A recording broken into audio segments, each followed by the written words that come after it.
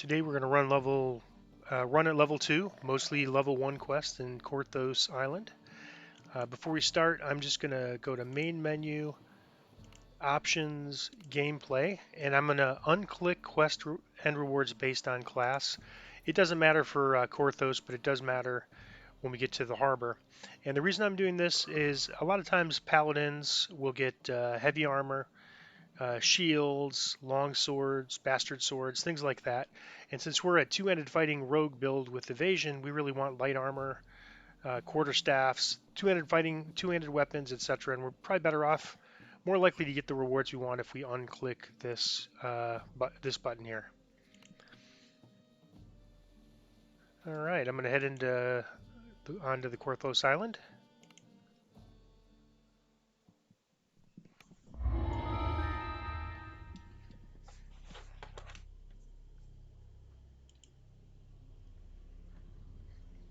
Going to bring out the hireling. I think we'll need we'll probably use hirelings quite a bit, even when we have self-healing.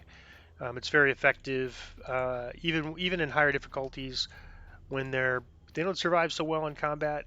They're good at healing and topping off between combat. But for now, we're going to use them in combat. This is very easy content. First, we do not have Featherfall, so if we're going to jump a long distance like this, we want to make sure we're not going to hit a rock down there. We want to make sure we're going to hit the water. So you just press the forward button as you're jumping out, and that'll make sure you land in water. Alright, here's the quest entrance. At all these quest entrances, we're going to get some experience.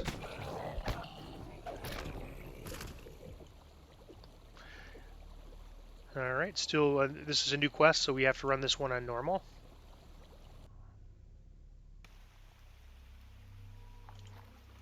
The air grows damp and fetid as the ancient tunnel descends. Like the quests we ran at level 1, these are exceptionally simple, and we're only running these on normal for the sole reason that we have to unlock the other difficulties. But still, it's a great way to learn the quests without a lot of pressure, without a lot of frustration. You can learn these quests very easily at a low difficulty. You could go either way here. I usually go this way. And either way you go, you're going to get an ambush.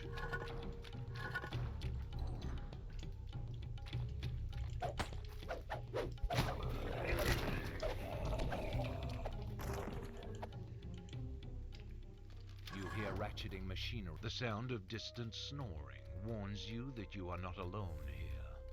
If you're careful, you may be able to take the sleeping guards by surprise.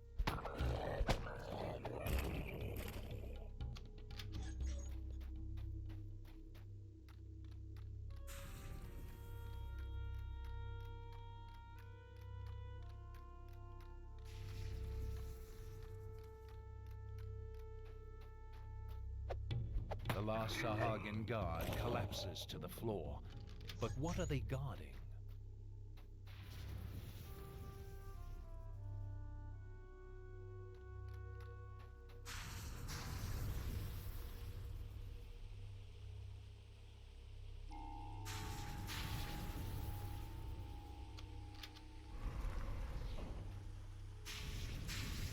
With the gong's reverberations, you hear a slight rumble from the larger room, but then it stops.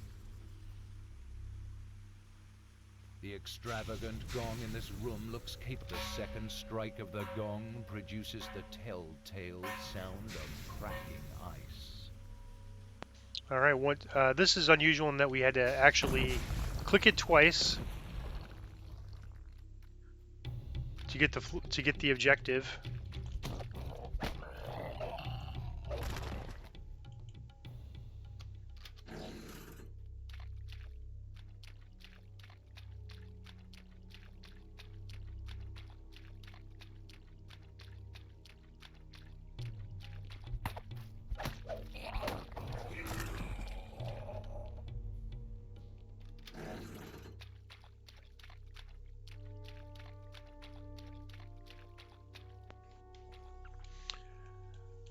Yeah, in this quest we have to actually go underwater, and there's like a passageway here that was opened by those two levers to proceed forward. Water.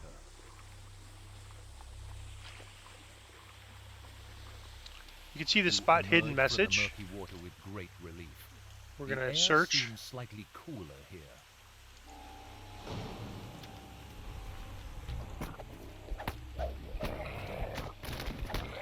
And it's a rest shrine. Our cleric is at full, so there's no need to have the cleric rest.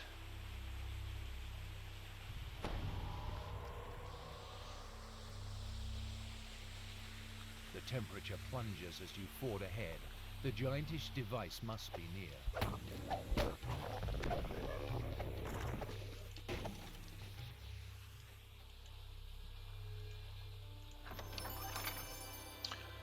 All right. Well, these are actually about the best boots you can get from here. They have a clicky of expeditious retreat.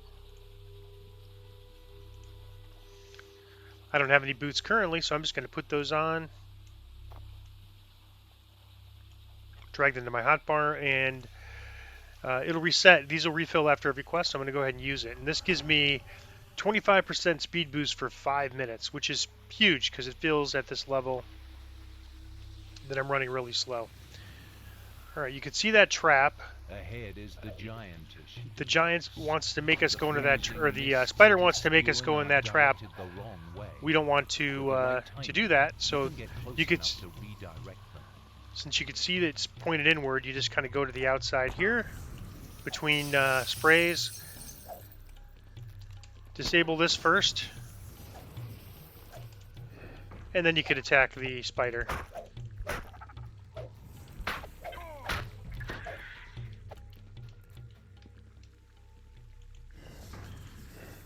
And this is a very similar kind of floor puzzle tile.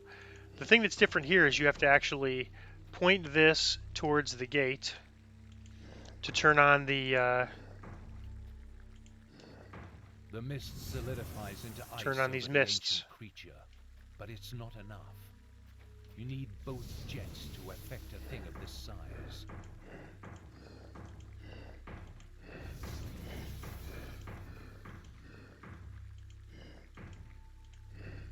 A layer of ice forms over the ancient And there we creature, go. That's the quest. guaranteeing its slumber.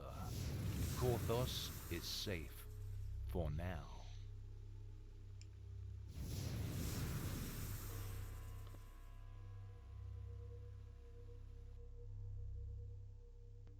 Steam billows from the hidden entrance to an underground complex.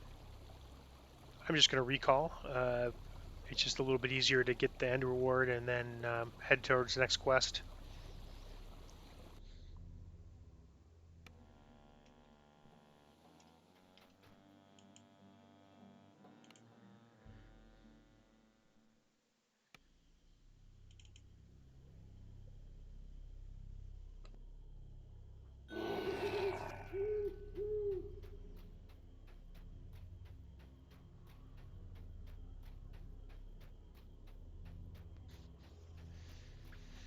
Alright, so we just went straight, and here's the quest giver.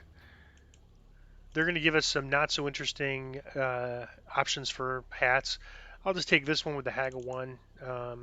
It's not great really, but it'll do for now. Actually, we have a better hat, so let's just keep the one we have, and we'll sell that hat. And the way to the next quest is just straight ahead. Kind of follow this path.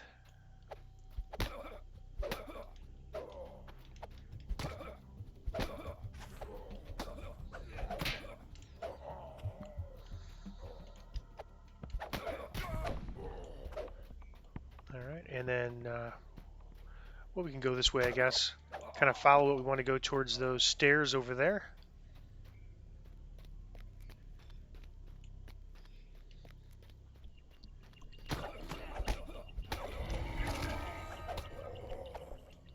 And we just got a Slayer bonus. And you can see if you put it on the map, here's where we're headed. So we want to go kind of up these stairs and around.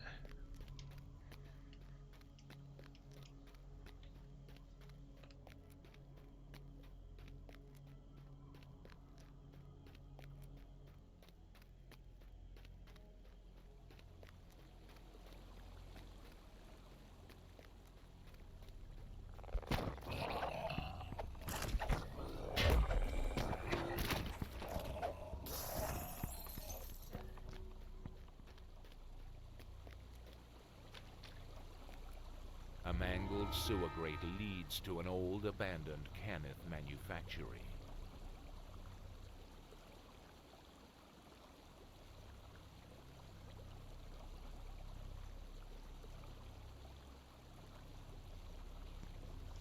So on this map, you can see the other quests that we'll be going to. They just show up as yellow doors. There's no clear path to them, but we will, we will find a way. So you could always know, just kind of walk towards the doors if you're not sure about the way. Again, we'll have to run this on normal difficulty. This is the second protect mission in here. This one is not as hard as the other one. You enter one of the laboratories where decades ago House Kenneth first imbued mystical life. The doorway ahead has been boarded up. Oddly, the work looks very recent.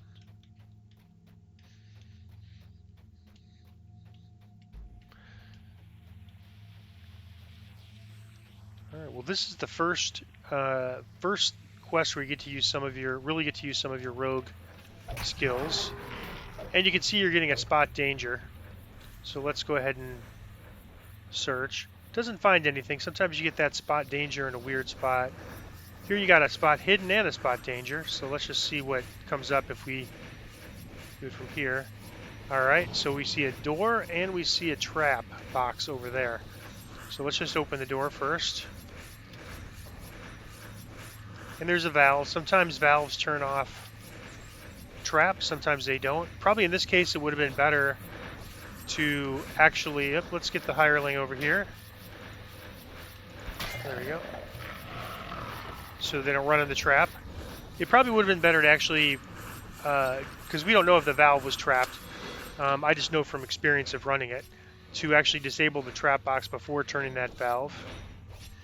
Alright, here's another trap, and we're sensing another one.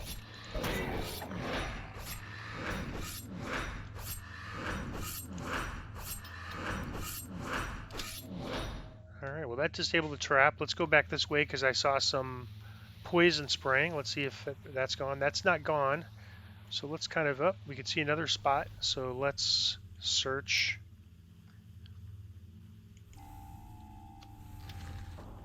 And there was no trap symbol this time, so it's probably pretty safe to pull the lever. The second valve closed, the hissing stops. That gets rid of the poison. If you don't have a trapper, it's probably safer to run through the poison. You could sort of dodge getting hit by it if you kind of look at the pattern and run away from the poison and time it. On this build, of course, you could disable traps, but if you're playing a build where you can't, that's usually the way to get around traps is a combination of positioning and timing. A magical barrier humming with compressed energy resolutely blocks you. You hope you can find a way to disable it.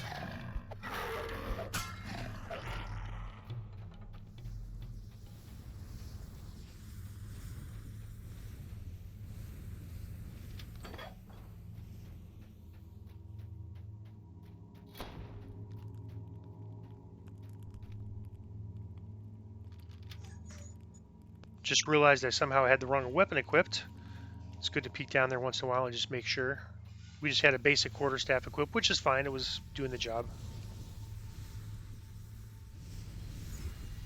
Icy jets of some alchemical compound coat these humming canes. Upon turning the valve, you hear a definite alteration in the pitch of the hiss. You can see on the objectives, it's pretty simple. Just turn the valves. Presumably the valves will turn off these streams of ice.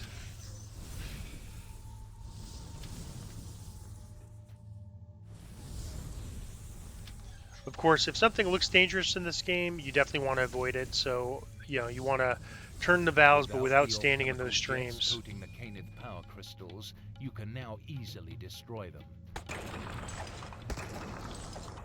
As the last crystal shatters, the hum of power slowly fades into a heavy silence.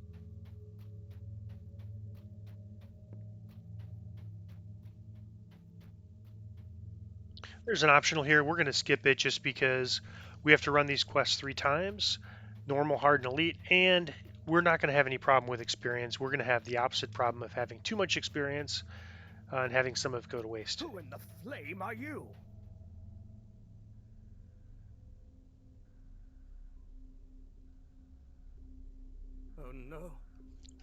Now this is a protect mission. Lars Hayton has to live, so we have to make sure that we don't let him die, and we have a hireling that could heal him.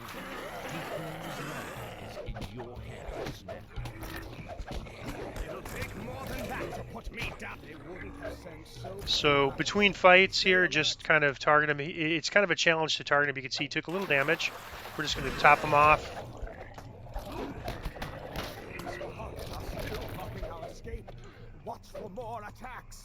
There, he's back up to full. The Warforged, as far as I know, can't die, so you only have to worry about healing Lars Hayton. And with two-handed fighting, you can just keep him targeted. Have press the hireling's heal button whenever appropriate. Scum, keep coming. I won't die that easily.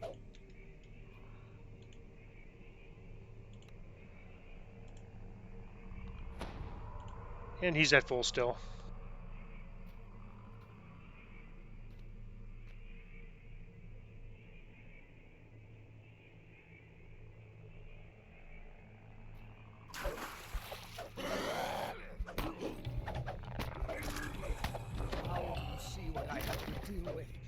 In general, the game's gone away from protect missions because they've added some sort of random difficulty things called champions and reapers, and those have made it very hard to protect NPCs.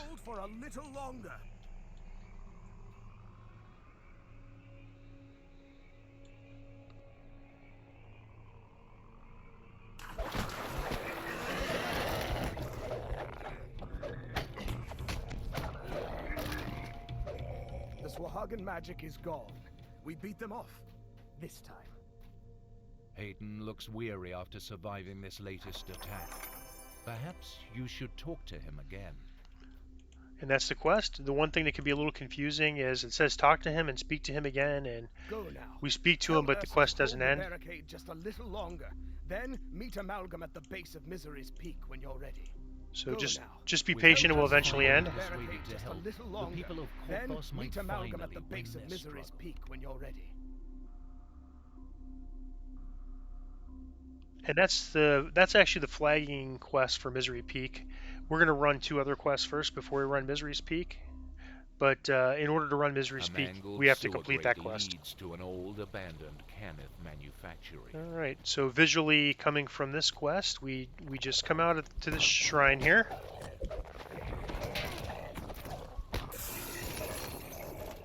And then the way I normally go is I just follow these stairs down and take this path to the right.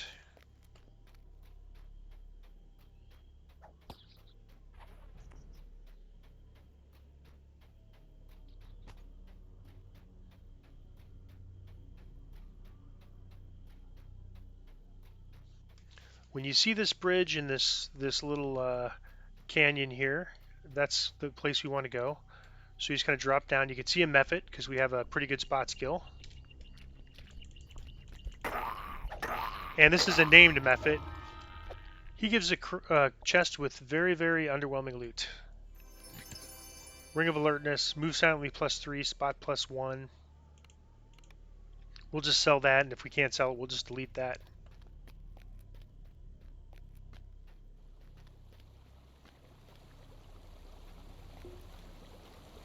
The decrepit catacombs are slightly obscured by the falling water. Alright, we'll again run this one on normal. This quest has a very, very highly desired You item. enter a musty hall, heavy with silence and the weight of dark stone. You can get a pair of gloves with a shield clicky, and there's not many items in the game with a shield clicky, and not really any that are this easy to get and at this low of a level. So we're going to actually at some point run this quest multiple times. Assail your nostrils. Something foul is here. In the corner you see the glint of metal through some cobwebs. As the secret door slides open, you see a magical cell across the chamber. Could it be holding Jerusalem?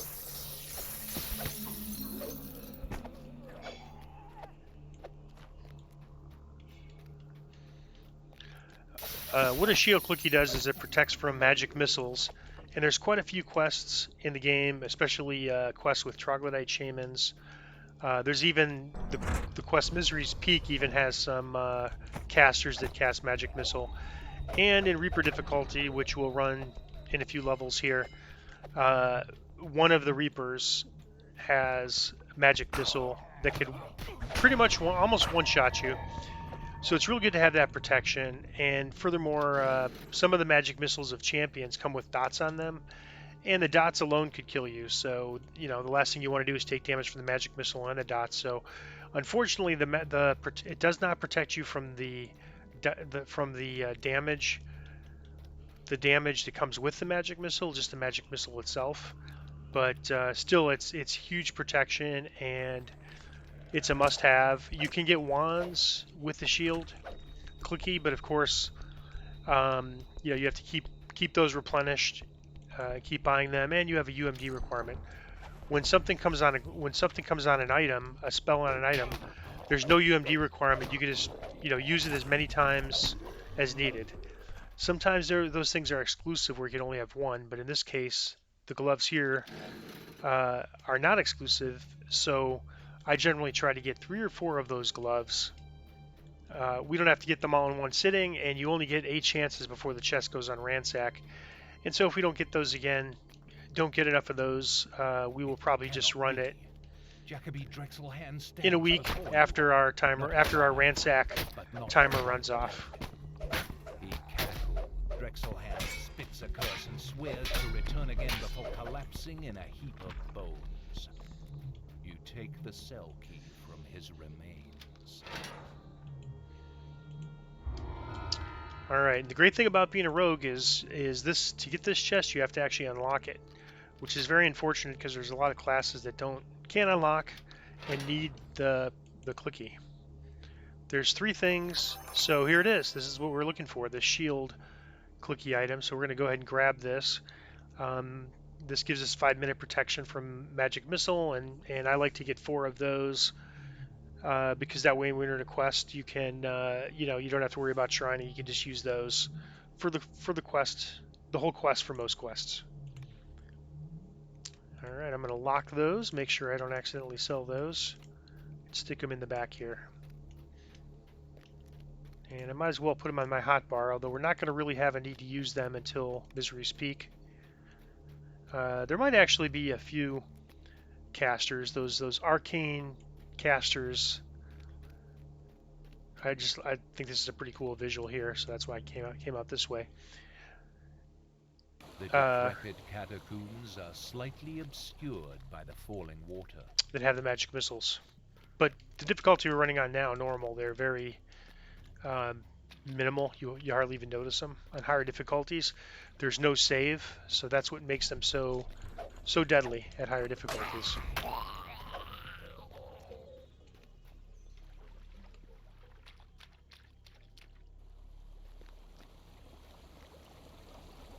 All right, we're 1 rank into this, so that's pretty good.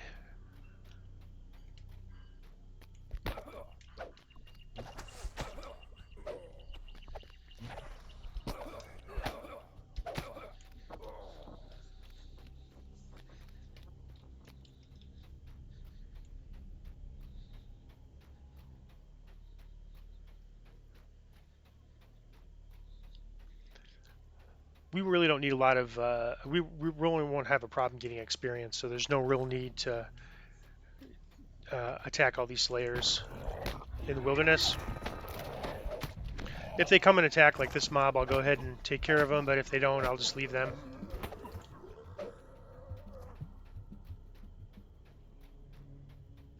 You'll see as we progress, I mean, we have a lot of level 1 quests, and we're already to level 2, and we're already, making pretty good progress towards level 3. So we're going to have the opposite problem of having too much experience as opposed to having not enough.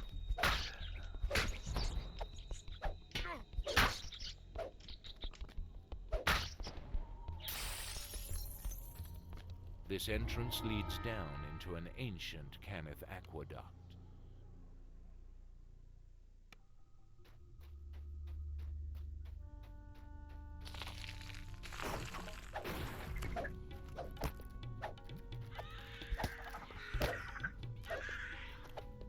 Resilient spider webs block your path.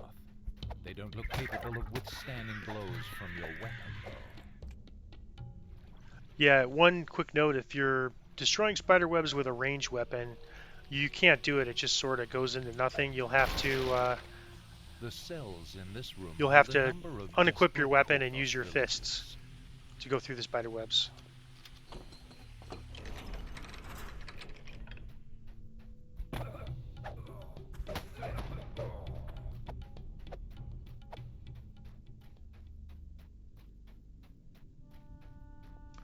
There's an optional if you jump across this raft, these,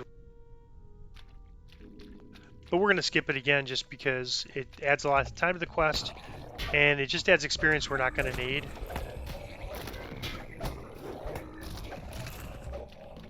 As we get higher level, we'll explore some of the optionals, especially some of the ones that have named loot or are a little more interesting.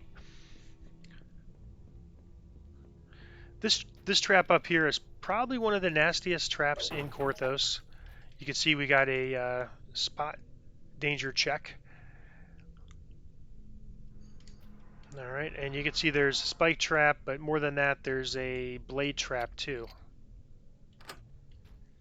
So you can see the blade trap, and so you take a lot of damage if you run here. If you are on a class that does not have trapping, you want to just kind of come over here, hug the corner, and stay here, and you might take some damage, but you'll avoid most of it.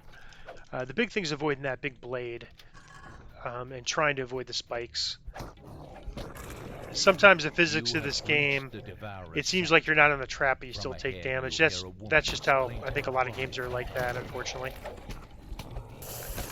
But it's pretty good. So I mean, if you stick to the left, you likely will not take much damage.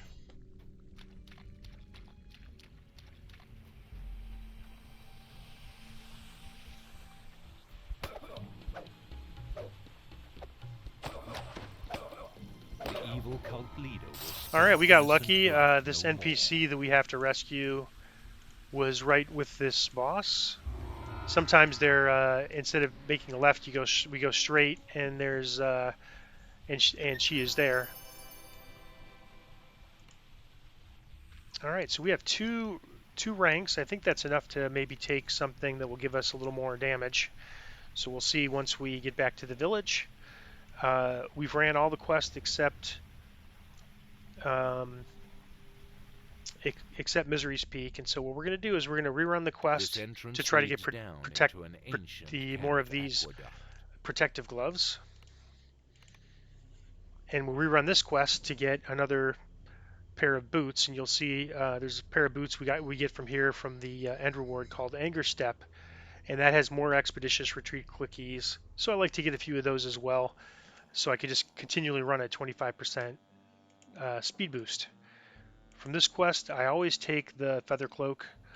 We do not have feather fall. You've seen it. There's been a few times we've taken transformed the village. Falling damage. It seems as if all of Korthos were holding out for news of your next great victory with bated breath. All right, so we have a cloak.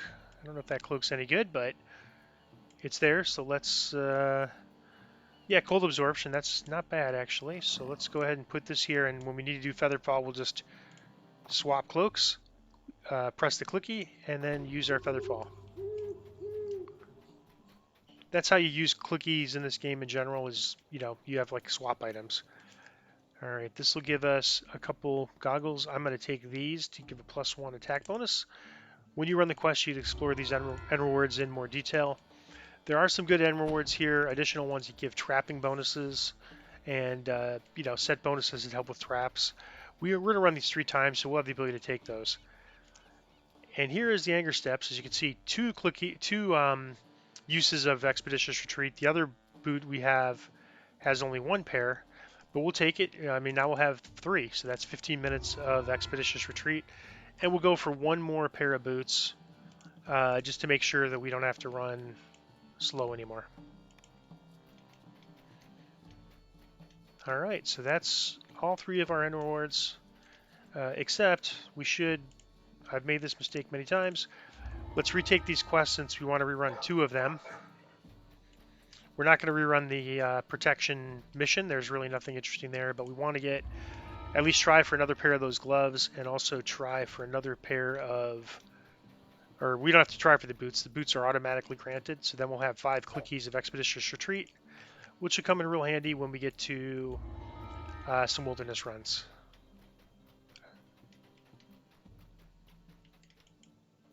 Back to Korthos Island. Alright, so to get the Misery's Peak, there's 2 quest givers, or 2 people we have to talk to. This is one. And now we can just throw our boots on. Well, let's first get the hireling out.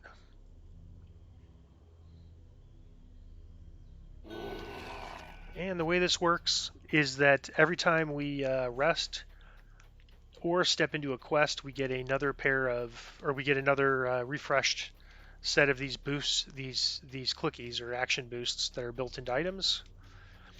And so that first quest we run with the gloves is pretty quick, so we definitely don't need 15 minutes of clickies for that quest. We could use one of them here in the wilderness. All right, this take a left here is the way to get to back to that quest.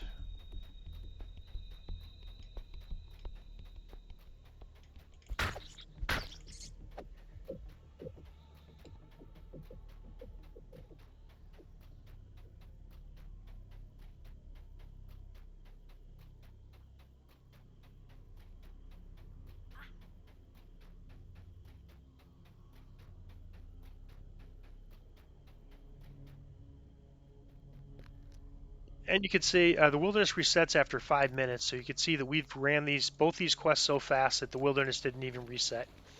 So that's why it's kind of good to do this. The catacombs are slightly obscured by the falling water. We're going to go ahead and run this on hard. You can see now that normal has been run, so we can now unlock hard. And that's because it's really not going to be that hard. I mean, anyways. You enter a musty hall, heavy with silence and the weight of dark stone. We're quite undergeared at the moment, but this quest is not going to be that difficult on hard for us.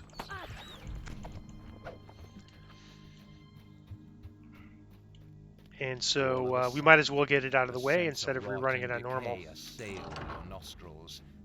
In the corner, you see the glint of metal as the secret door slides open. You see a magical cell across the chamber. Could it be Oldendrusen? Yeah, the step up from normal to hard is not significant. They hit a little bit harder, a little bit more hit points. I think the biggest difference is they hit a little bit harder. You know, to the extent we're taking piercing damage, we have 4 damage reduction. I think these guys do bludgeoning damage, so we're not getting any benefit from that.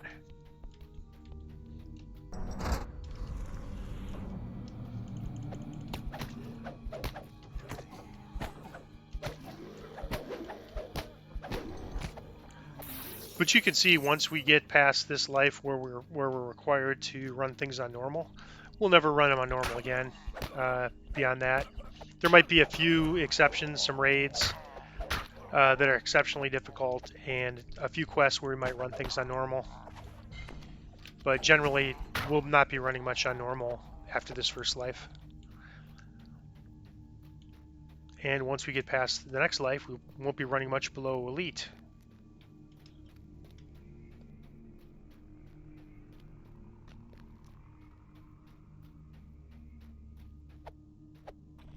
It's one of my favorite things about this game is just the character progression is just fantastic. If you like to develop a character, progress your character, there's no game like this for that.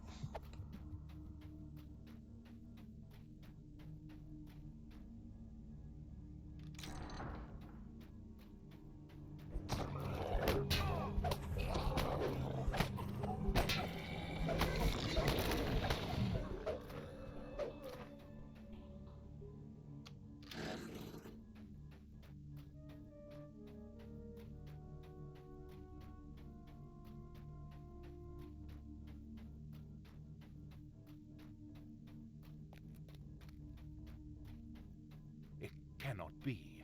Jacoby Drexelhand stands before you, not alive, but not quite dead. He cackles as he swears vengeance upon you.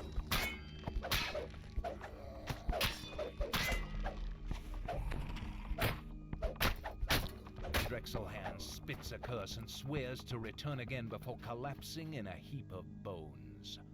You take the cell key from his remains.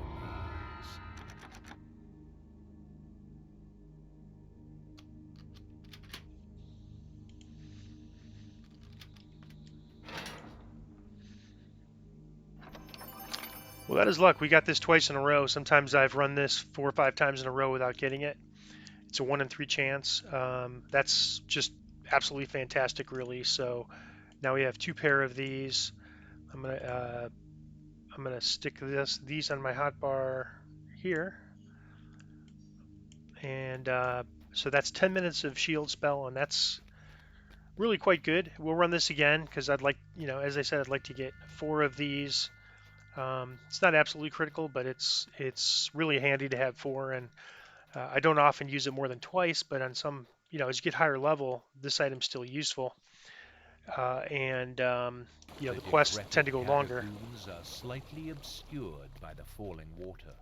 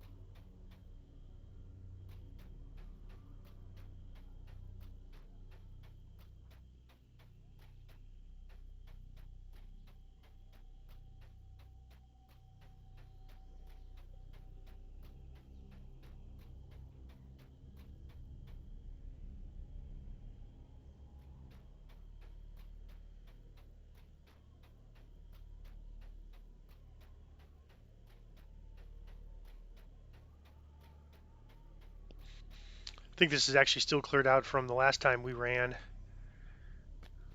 This entrance leads down into an ancient Cannith aqueduct. And again, we can run this one on hard since we ran it on normal, and there's really no reason not to, as you saw from the last quest. Hard is really not, even though we don't have a lot of gear, we don't have really any items, we have a decent build, and this is just not a very difficult quest for us. So if you're new to the game, it might feel a little bit harder on hard, but let me just make sure I actually did go on in hard and didn't go normal by mistake. Yep, okay, good. So, but that's good. You should feel, you'll feel the difference a little more, but you won't have any problem completing this on hard either.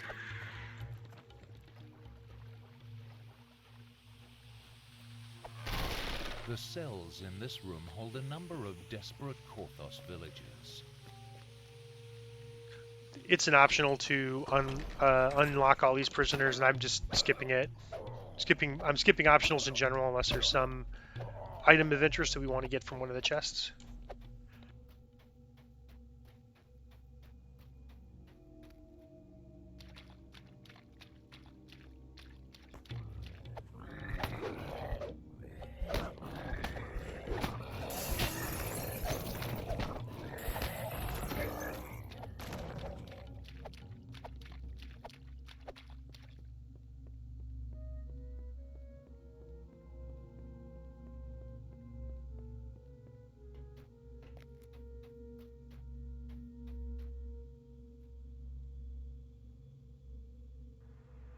Yeah, sometimes you'll see the hirelings will give you a message if there's a trap around. So if you're not a trapper, it's kind of good to have hirelings to kind of find that for you. Especially clerics are good because they have wisdom as their main stat, so their spot's going to be a little better.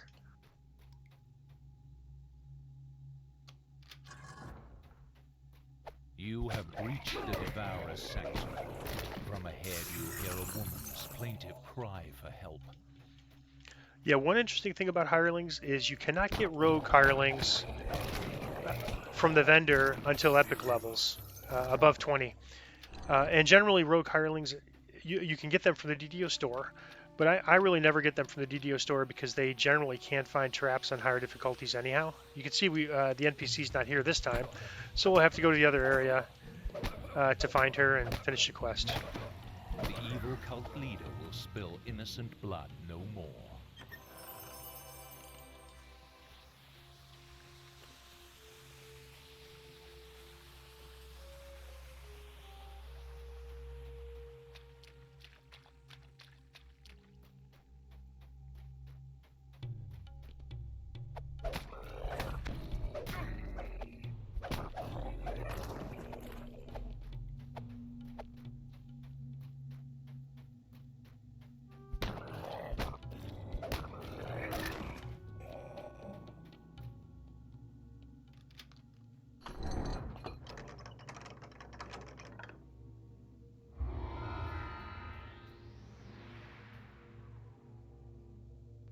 And that was this quest on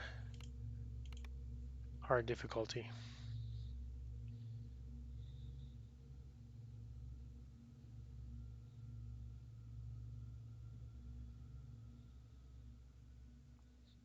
This entrance leads down into an ancient Cannith aqueduct.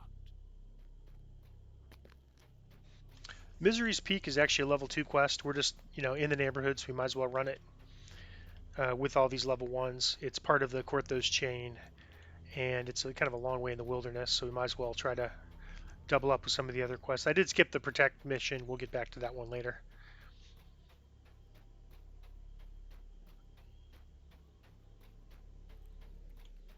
I believe I forgot to get my action points in, but it shouldn't be a problem since we're running Misery's Peak on normal.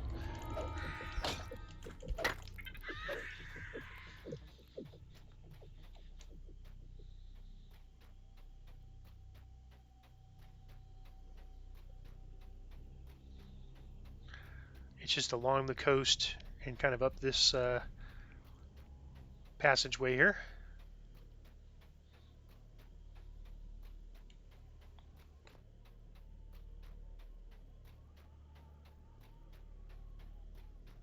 A bone-chilling breeze emanates from the mouth of Misery's Peak.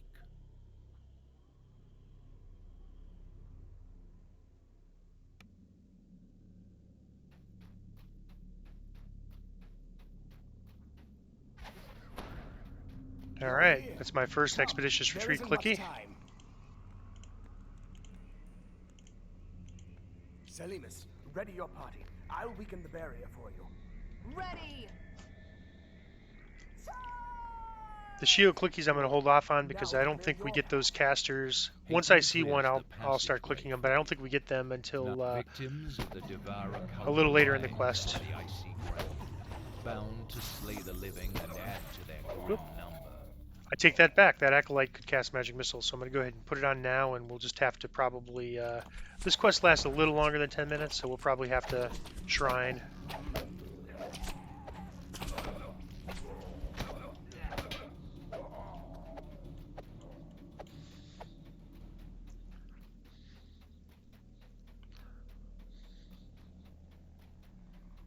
Several humanoid figures surround a glowing pedestal. Their putrid forms are frozen in contorted poses, their faces set in silent, eternal screams. Kind of a very common mechanic here is something's warded, this was warded, now we click on here, it's like a puzzle tile type thing, and it opens a door. So it's not super common, but you'll see it other places in the game.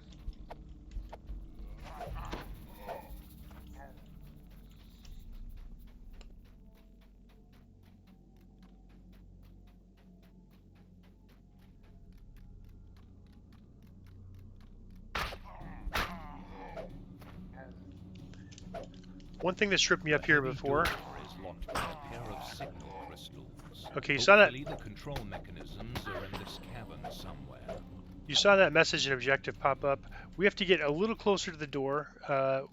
I've known this quest, so I've actually just turned the corner and ran here and not got the objective and caused the quest to glitch because I completed the objective before I ever had the objective and somehow it just didn't register. And then I couldn't go back and complete it after that because it just glitched. There's not much of that in the game, but you do have to kind of watch that a little bit.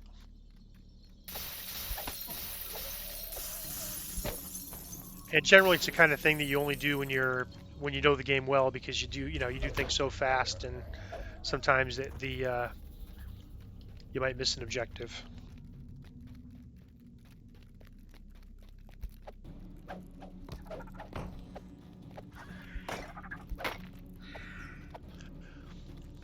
These spiders are probably the first tough enemy you're facing in Korthos. These ones aren't tough. You'll see on Elite it's a little bit tougher. They web you, which is a form of crowd control, where they basically have you tangled up for a few seconds. Now, whatever the requirement is, they didn't obviously get it done this time against me, but on Elite they definitely cast their web on me successfully all the time.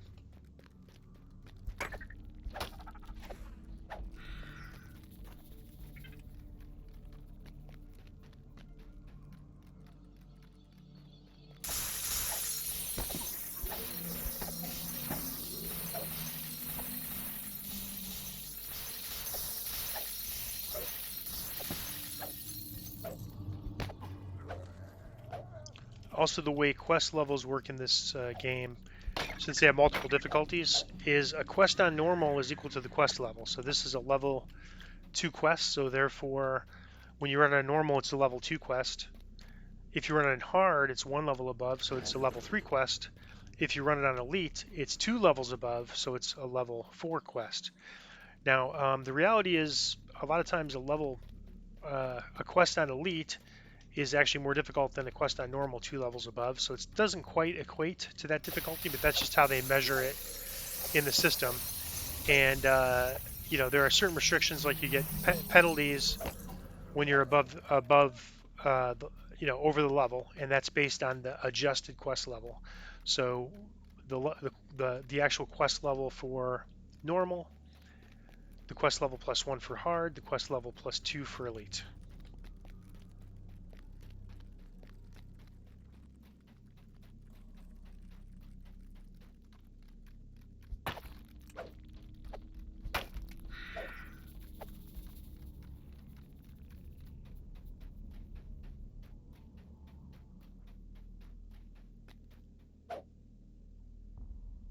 With the second signal crystal activated, you hear the stone door at the base of the cavern rolling open. All right, you can see my expeditious retreat just wore off there, and I really slowed down. And I'm going to use my Featherfall Clicky, and then jump down. And when you're coming out of that door, you just sort of go to the right, and it will take you to the gate. You remember this gate was closed, and we had that objective to open it. And those 2 levers we pulled after unlocking a bunch of runes is what unlocked it.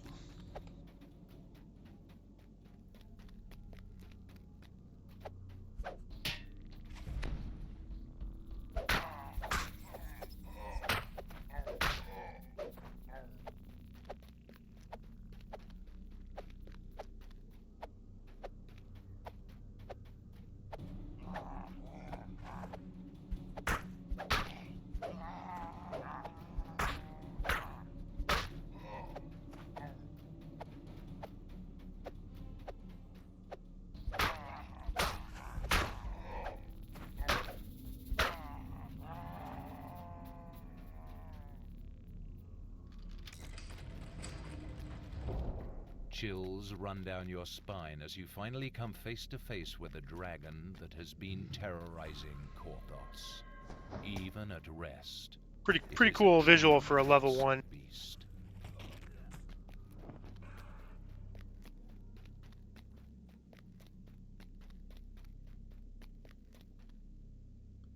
We don't have to do anything here. It's just the timer. We just have to wait for the door to open. At the rear of the cavern pops open.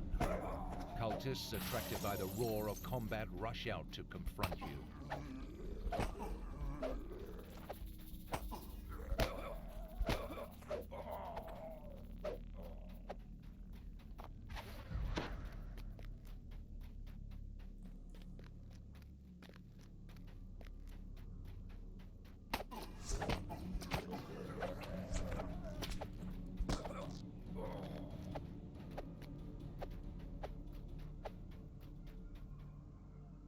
There's a couple more shrines coming up, so I'm just going to hold off on shrining. The healer hasn't used any spell points, and I would like to get my clickies back, but I have enough time on them for the next shrine.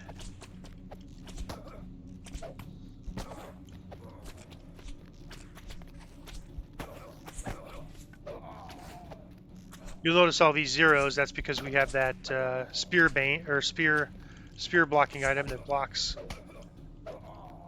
piercing, which all arrows and bolts are piercing. I shouldn't say all, but generally they're piercing, unless there's a magical property that makes it not piercing. The ground quavers, and you look down to see a tunnel beneath the ice. The dragon roars as it thunders after Selimas and Jeets and Talon. The ruse is working. Another heavy door bars the way out. Once again, signal crystals are set into the wall.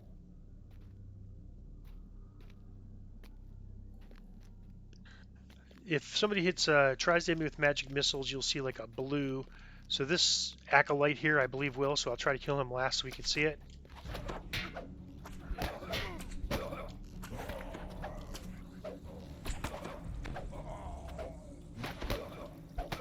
Nope, I didn't see it anyways.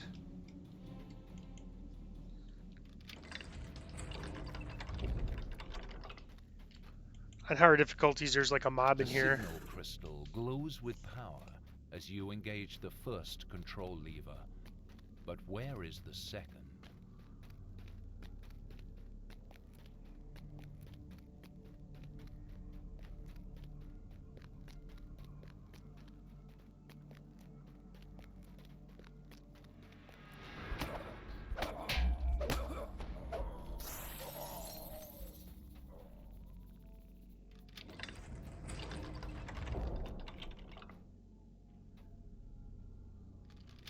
Feel fresh frozen air gust in from the newly opened door below.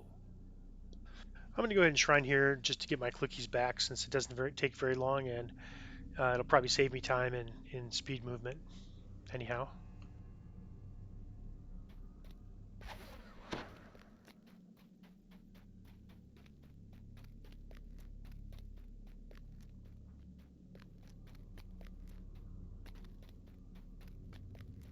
I've taken fallen damage a few times from just jumping down, but I'm going to just go forward here in this ramp.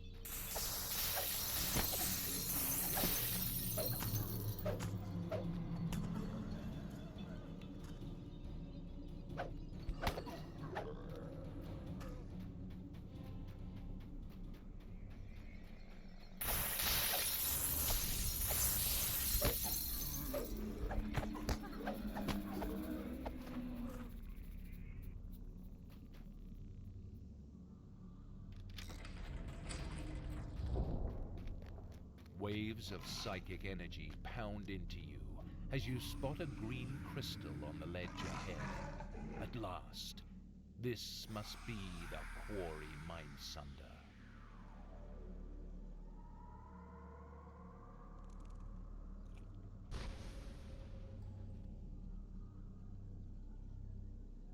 The Mind Flayer and Dragon are locked in a contest of wills. This could be your chance to destroy the Mindsunder. That's another high-level enemy, the Mind Flayer. The Mind Flayer shrieks as it loses the Mindsunder's power. The dragon reasserts its will and looks very annoyed. Yeah, one thing about this quest is there's a gather a party objective at the end. Of course, it doesn't matter when it's just a solo quest, but if there's somebody in the group and they go AFK for pizza or whatever, then you can't finish the quest until they come back. So Here, take this bottle, just something to so keep in you won't mind. have to walk back. And like magic, the snows stopped. Savior of Korthos! They cheer as you return. But destiny has greater plans for you. I'm going to take this than Anger's just gift. this small village.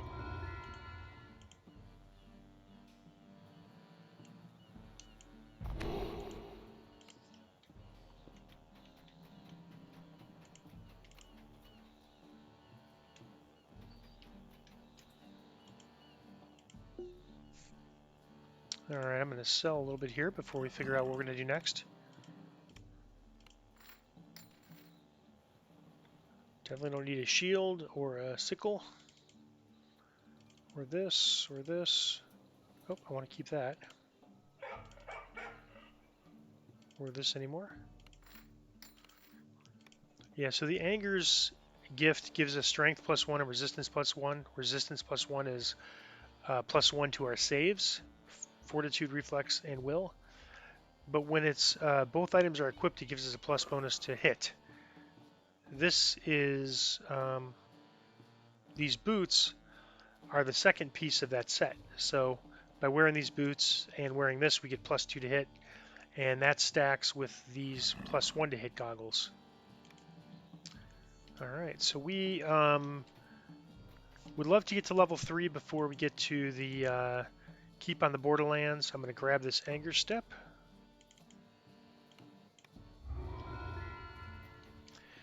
Oh, and remember to hit the quest again because we still need to run that on Elite.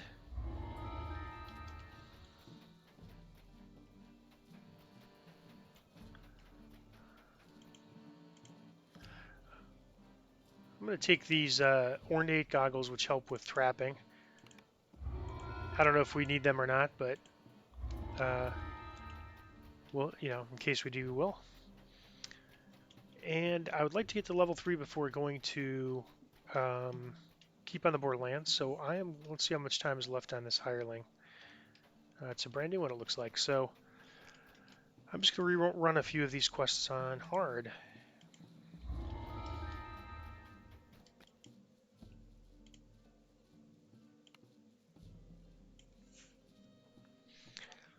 There's a thing called a bravery bonus you get for running the first time Coming ever on from Elite. deep in the crypt, you hear the strange and unstrange. Sarcophagi line the wall. You notice something strange about the wall to the west. You notice something strange about the wall to the west. I forgot If my you hireling. search the Let me wall, go back here. You may discover more. But regarding the bravery bonus, I wouldn't worry about it, especially for the first few lives. You notice something strange about the wall to the west. If you search the wall, you may discover more. What's important is learning the quests. A treasure chest glimmers in the dark passage here. And making There's progress. a Sahuagin in here, performing some kind of ritual. Come, dead son of Korthos. A magical crest appears from the destroyed altar.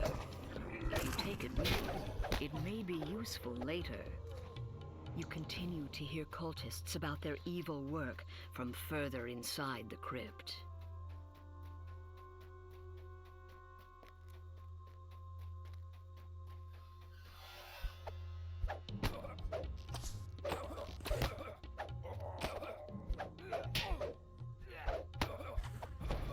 As you slay these foul cultists, take care to keep your own health up. Another treasure chest. Perhaps the cultists brought it here. This heavy mace is a bludgeoning weapon, ideal for smashing apart skeletons. Their bones are resistant to puncturing or slashing weapons. So last time I just skipped over these chests, but each chest, those two back there and the one back there and this one has a weapon that does different type of damage. In this case, it does bludgeoning damage. So you'd use that against creatures that don't take piercing and slashing damage. We have There's another Sahuagin. It croaks. Crag Wolf Hayton, in life you served the light. These Devourer altar. Another crest drops out as you smash the altar. There might still be other altars elsewhere in this crypt. When we get to level 3, we'll take a paladin level, so we'll have both bludgeoning, plus we'll have slashing, either a greatsword or great axe, which we'll be proficient in due to paladin levels. For right now, we're running on pretty low difficulty, so normal and hard. We're not going to really run into things where we can't get past the damage reduction.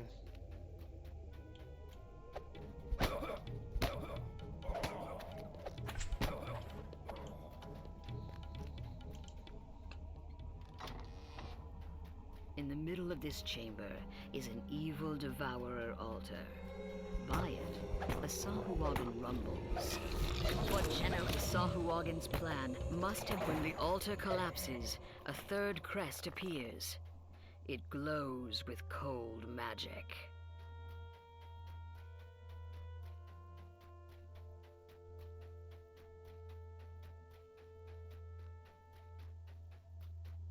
There's something odd on the wall, possibly dangerous. If you search, you may be able to find out more. A magical barrier blocks the way, and you fit the last crest in place, and the magic shield dissipates. The last Devourer altar shatters.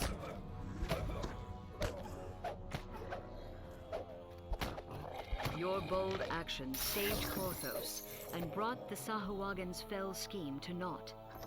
The treasure chest in the antechamber is now yours.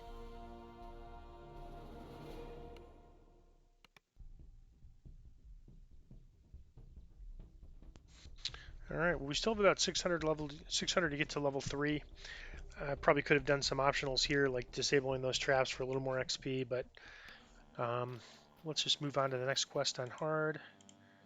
And if we need to, we'll just do one more after that to get to level 3. Then we'll take our paladin level and we will move on to keep on the Borderlands, and then come back to this for the other higher difficulties later.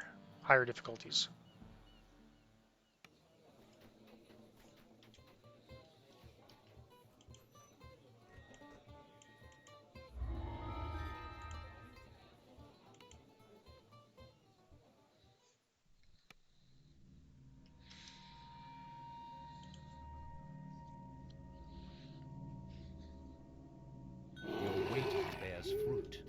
This must be the collaborator stepping in from the dark.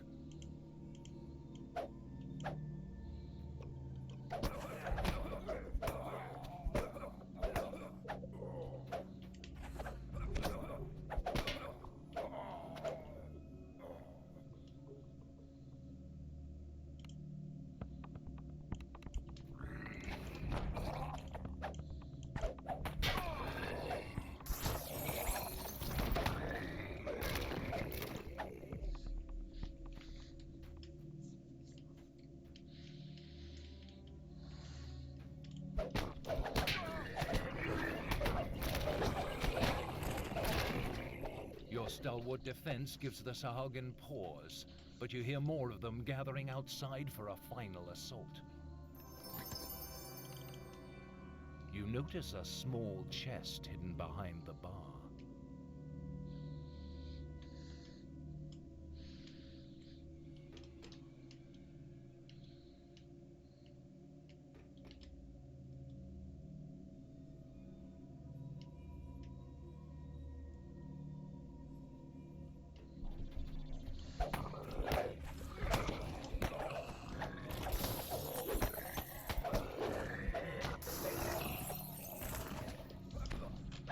You have weathered the Sahuagin storm. Now, after that traitorous Jacoby Drexelhand, he must have fled into the cellar. Drexelhand isn't here. However, webbed footprints on the ground betray the chamber beyond the secret passage looks ancient, predating Korthos village.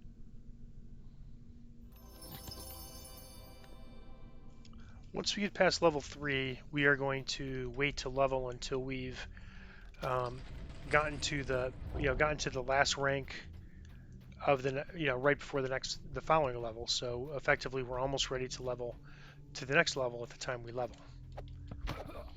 This ensures that I guess when we do level, that we're going to have 4 action points available.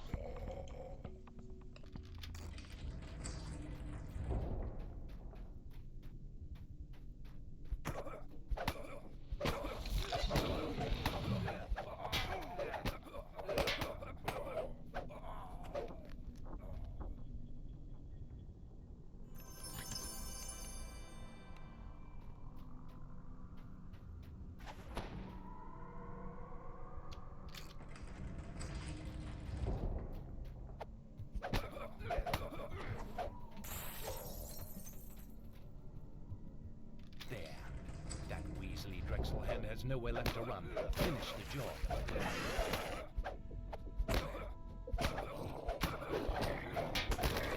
Drexelhand had Korthos sided with the Sahuagin to save his life. Alright, so we're ready to level to 3. And we will go ahead and take level 3, a paladin level.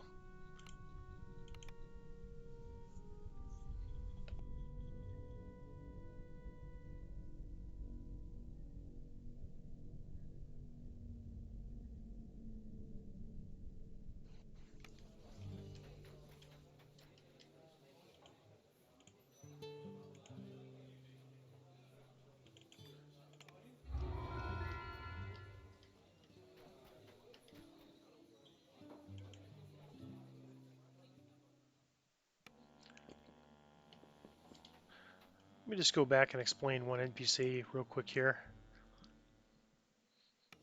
This NPC has a quest, and the reason I'm not didn't take it is because it's effectively just trying to sell you what's called a spirit cake.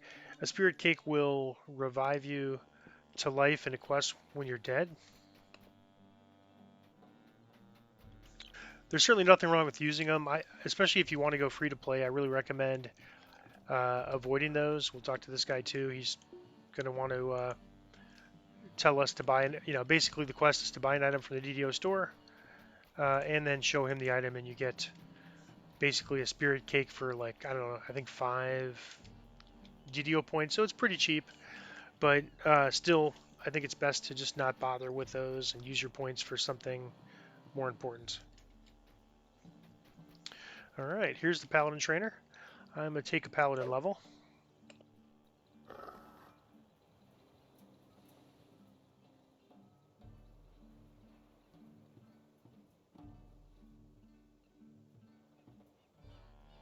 It's warning us that our wisdom's too low, and that's actually true.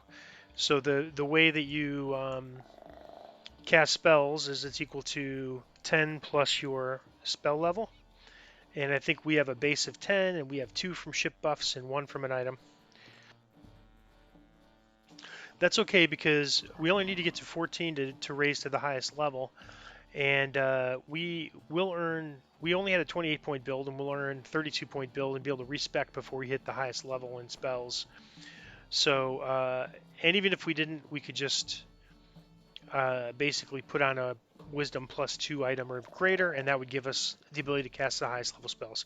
So don't worry about that message. It's a little scary, but it's actually doesn't really mean it's really nothing you have to worry about. A lot of people have that issue, especially when they're not focused primarily on spell casting, which of course we aren't. All right, let me undo this. So we only get 5 points. We had 11 last level as a rogue, and furthermore, some of our key skills like disable the device are now cross-class skills, so they cost twice as much. So we're going to put 2 into disable, 2 into search, 1 into spot.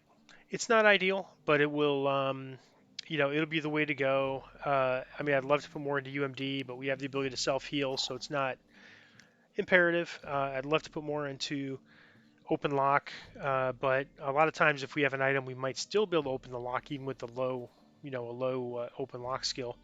So this is just, for now, I think the best we can do is disable search and a lesser degree spot.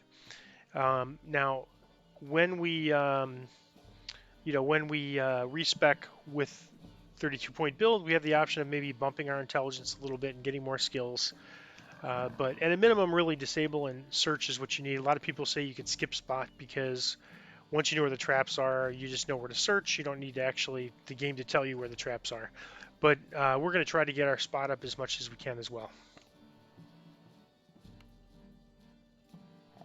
All right, we get a feat, plus we get what's called a class feat. The class feat is really just,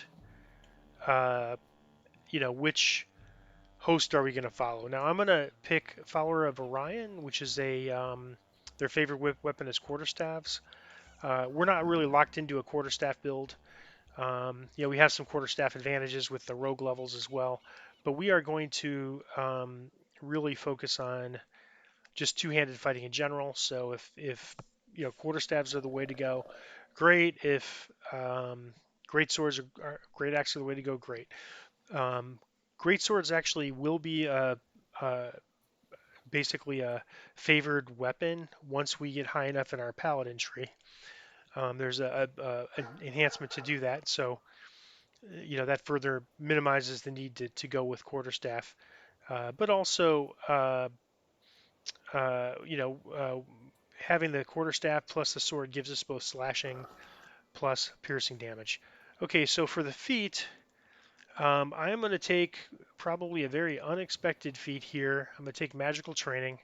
The reason is a first life paladin spell points are going to be a problem. Not only does this give us more spell points, it gives us 5% crits on our heal spells when we get them in a few levels. And it also gives us a recharge ability. Let's see if I scroll over if I could see it, called Echoes of Power. So when our spell points drop below 12, they regenerate. And so, that'll allow us to cast some cure spells without, even when we run out of spell points. So I'm going to go ahead and do this. And we have 4 action points to spend because I didn't really spend them as we went last time. So I'm going to go to enhancement. Now I'm going to add 2 trees. I'm going to add Knight of the Chalice, which is a DPS tree, and Sacred Defender, which is a defense tree. And we're going to take advantage of both of these trees. To start, let's see what we want to do. If we want to stick with quarterstaffs, see how that works. I guess we could do that. So let's go ahead and... No, that's not what we want. Let's go ahead and... this would give us +1 balance, jump, tumble, and a +5 attack speed for each tier. So we get 15% attack speed. Well, that sounds pretty good for a quarterstaff. Now we have 1 action point left. And so let's just do this. Or we could wait and do this, which would give us another +1 and +2 damage. So let's wait and do that and see how that is. I want to see how the quarterstaff is. But we're going to also grab a axe and we'll compare them. Let's see, we have 474 gold, so we really don't have enough to do anything significant here in terms of auction house. So let's just grab our quarterstaff and go. I think we should be fine for what we're going to do. This person will teleport us to keep on the Borderlands.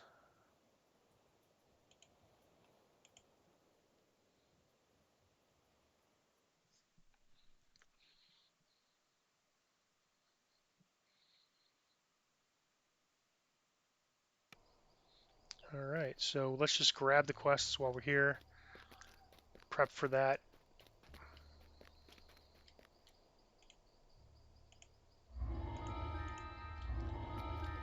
These are all level 1 quests except the last one, which is level 2.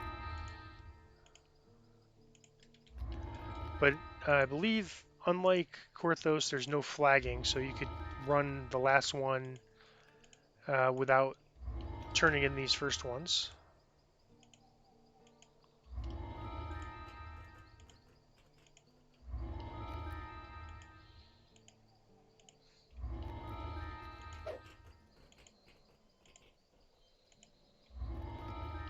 All right, and so we are ready to go. I'm just going to go check the mailbox. I see I have mail. I think that was my 50 favor reward I received quite a while ago. I'm just going to double check. Or my 5 favor reward. We've got 2. Let's see. We've got 5 favor, 50 points, and then we have 25 favor, 25 points. So that's between the level running at level 1 and running at level 2. We've received an additional 75 points. That'll be very handy. All right. Let me just check, and I think we've already repaired, so I think we're good. So I'm just going to line up here by Keep of the Borderlands. And when I log back in, we're going to run the Wilderness a lot to try and get a horse.